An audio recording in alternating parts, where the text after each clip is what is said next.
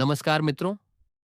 आज हम भीष्म के जन्म तथा उनकी प्रेम कहानी के बारे में जानेंगे। भीष्म पितामह का जन्म शांतनु और गंगा के मिलन से हुआ था।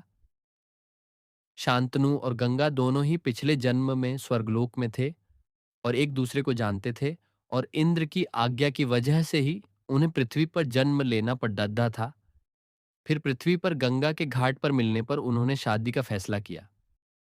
फिर गंगा गर्भवती हुई और भीष्म पितामह को जन्म दिया। भीष्म पितामह का जन्म होने के ठीक बाद गंगा वहां से चली गई।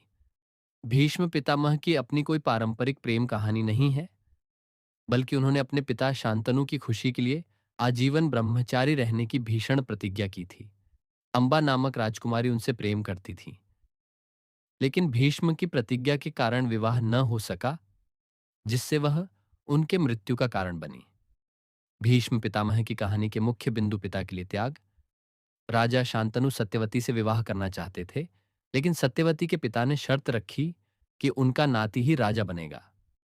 भीष्म ने अपने पिता की खुशी के लिए हस्तिनापुर के सिंहासन का त्याग कर दिया और आजीवन अविवाहित रहने की कसम खाई।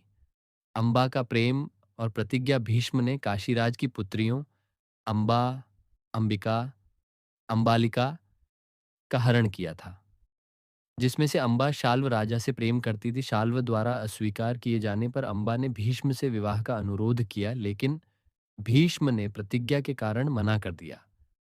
शिखंडी के रूप में पुनर्जन्म अपमानित अंबा ने शिव की तपस्या की और भीष्म की मृत्यु का कारण बनने का वरदान मांगा।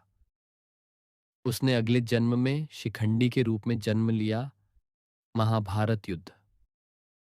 युद्ध के 10वें दिन अर्जुन ने शिखंडी को आगे करके भीष्म पर बाणों की बौछार कर दी, जिससे वे बाणों की शैया पर लेट गए